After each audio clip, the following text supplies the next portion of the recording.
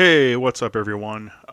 So for this video, I wanted to show how I kind of go through the process of doing Rule 34 art. But in order to do that, I can't show certain things on YouTube, so I'm going to do the next best thing. I'm just going to be doing a simple, fun pose of a girl jumping in the air and using that pose to do a few different things. I don't really have anything specific planned, so I'm going to kind of wing it and just see what happens. And like always, I'm starting with a basic structure and building the anatomy. This is kind of my go-to default female body type. Then I'll alter it if I need to make a character skinnier, thicker, more muscular, taller, shorter, whatever it's gonna be. It's already looking like a fun, jovial pose, so I'm gonna try and do something I never do. Make her look happy. I don't really draw happy characters all that much, being that I'm a horror artist, and unless, I'm drawing a character that's a psychopath that enjoys munching down on blood and gore, I don't really draw smiles too much. Yeah, and come to think of it, I don't really draw happy characters or people smiling. It's probably a subconscious thing. Like, little tangent. I've never told anyone, especially women, to smile more. Like, I don't care. I honestly never understood why people would tell anyone to smile. Like, I honestly don't give a fuck if you smile, frown, or make fart noises with your mouth. Seriously, if you don't want to smile, don't fucking smile. It doesn't fucking matter to me. Some guys, though, smile more. Shut the fuck up. But in this case, for this pose, she's going to smile. Now, when I do get to doing different things with it, I'm just going to do color flats. I'm not going to shade or render it or anything. Like I said, I don't want this video to be an hour long, and because I'm using this as a small allegory to what Rule 34 artists go through when doing different versions of the same character, I obviously can't show sexual activity on YouTube. So the closest thing would be drawing one pose and doing different outfits. If you don't know what Rule 34 is, well, look it up. It's essentially naughty drawings of fictional characters, and it pays a lot when you get the right commission, or commissioner in my case. Oftentimes, people will draw fully clothed versions that's safe for work, a nude R-rated version that's not really porn, but more along the lines of like a pinup or a centerfold. And I'm sorry, but I'm just going to say this. I don't find basic nudity in itself, like Playboy centerfolds, to be porn. It's not. I'm not a fucking Puritan, alright? Other versions that are actual porn with full-on penetration and monster fucking, that's porn. Man, there's lots of monster fucking on there. Some of it's weird shit, too, and even for me, and that's saying something. Well, since I can't draw nudity or monster fucking on YouTube, the closest thing is outfit changes. Or you know what? Those stupid clothing try-on haul videos have nudity under see-through clothes, so I don't know, maybe I can draw nudity. Who knows? Anyway, this first thing that this is looking to me looks like something out of Baywatch. So let's turn her into Casey from the 90s show. Fuck, I loved Baywatch. So I'm going to make a copy of my main line layer and pretty much use it as my template. This layer is basically a quote-unquote nude layer, but without detailed genitalia. On a separate layer, I'm going to draw clothing lines like her basic one piece. And after that, I'll combine the main layer copy and the clothing layer and work on color flats for this variation.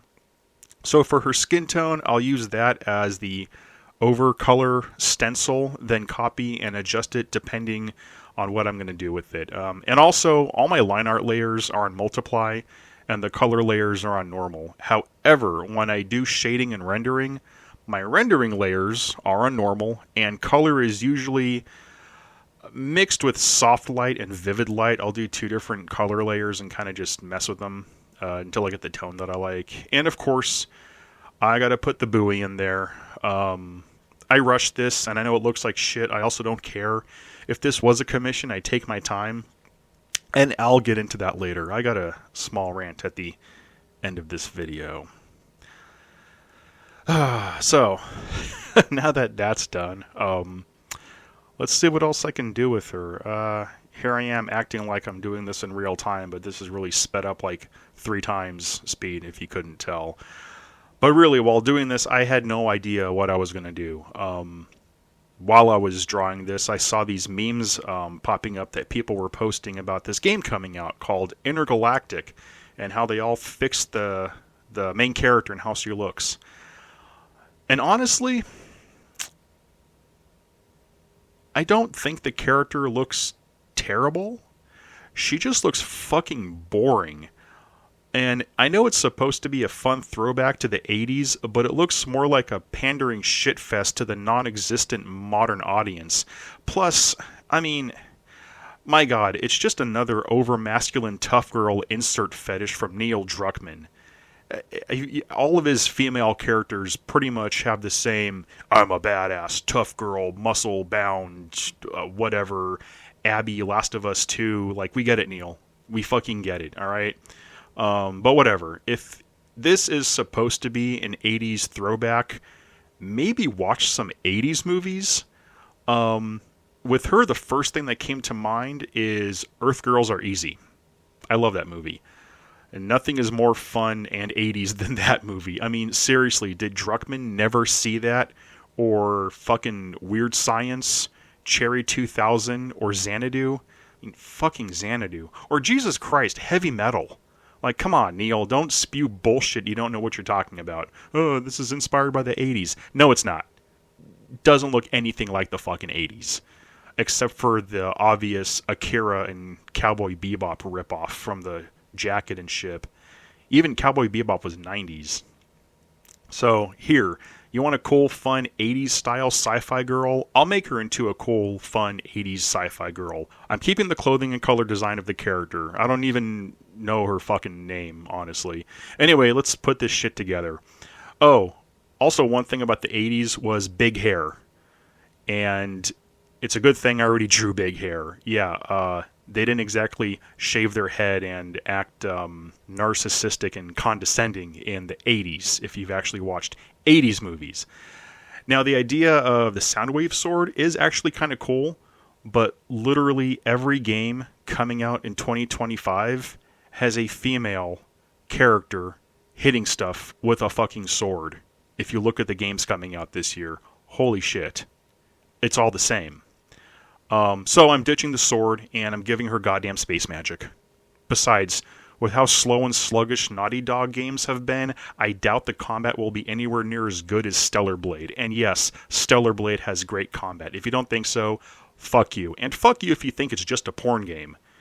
Or Black Myth Wukong, the Ninja Gaiden games, Ghost of Tsushima.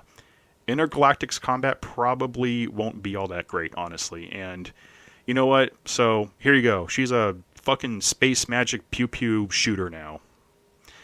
And for the last version, man, I really ripped on that more than I should have. I really don't have high hopes for that game coming out. I mean, it might be fun, I don't know, but from the 2 seconds we've seen and comparing it to everything else that's going to be coming out, how many... I'll get a list of games, too. I'll find a list. I can't think of any off the top of my head right now, but I know 2025 has just a shitload of it's a female with a sword hitting stuff games coming out. So for this last version, I'm going to go back to the One Piece bikini Baywatch idea, and I'm just going to repurpose it to be Psylocke from the X-Men, because I've been playing Marvel Rivals, and yeah, I wish this suit was the default one in it, although the game's still fun. Rivals... I don't really like hero shooters too much, but it's a fun game. Yeah, old school Psylocke, and she actually is one of my favorite X-Men back when good writers like Chris Claremont were working on the books. I'll just say modern comics fucking suck. So here's Psylocke. This version I might actually render and finish later. It'll be after this video. I don't know. It might be done in time for me to post it at the end. And I kind of like it, but if I do it, it'll be later. Now it's time for a small rant, as if I didn't already rant in this video. And warning, there's going to be strong language in case you couldn't tell. So, because I'm doing all these different versions, I know that there's a much easier way to do different versions of the same picture. Why not just use AI? Oh, AI. See, I'm not against AI when it comes to things like adding background extras in movies like Peter Jackson's Lord of the Rings trilogy, or having smarter enemies in video games, or more importantly, this is really important actually, medical advancements in things like helping find cancer in high-risk patients. AI in itself is not bad. No, I'm talking about generative AI, the recent wave of non-artist assholes that broke into the medium so many of us struggle with our entire lives, and thinking that they're artists just because a computer can generate an image based on their idea. See, these talentless fuckheads are obsessed with the notion that just having an idea is enough to be an artist. You don't need to know anatomy, lighting, perspective, proportions, etc. No, all you need to be an artist is to be able to describe shit. That's it. Here's the thing. Any jackass can have an idea. Literally every fucking human on the planet has ideas. Ideas are not special. Having an idea does not magically just make you a fucking artist. Now, everyone has the potential to be an artist, but the difference is if you take the time to take your idea and create something yourself. Did you actually draw it, or sculpt it, or set up a photo shoot using your own costumes and backdrop? If you did, great. You're an artist. If you didn't, you're not a fucking artist. And if that sounds elitist or gatekeeping to you, well, it is.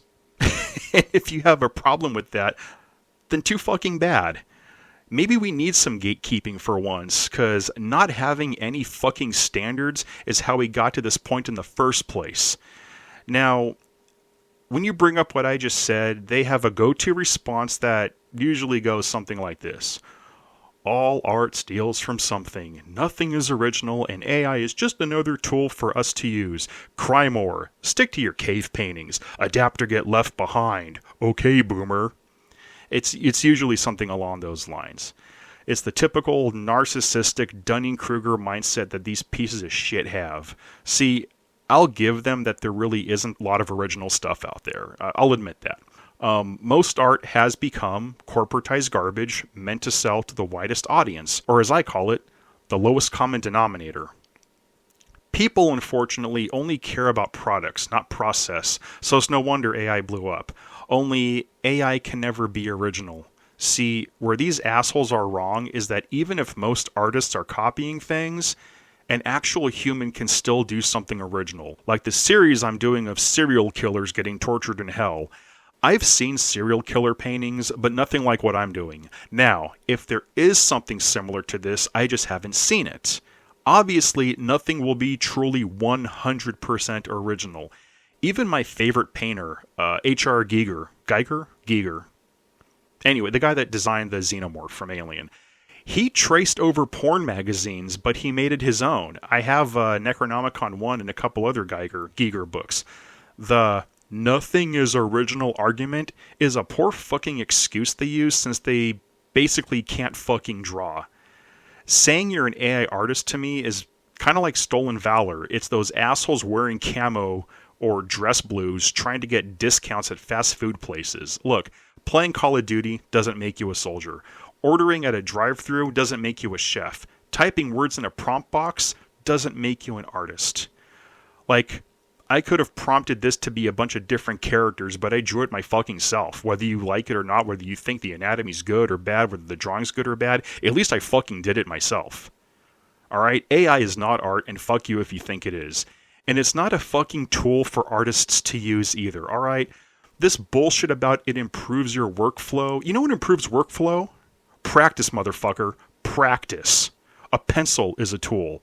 A pen is a tool. A digital goddamn tablet is a tool. A camera. Yes, a camera. since photographers still need to know lighting, framing, composition, depth of field is a tool.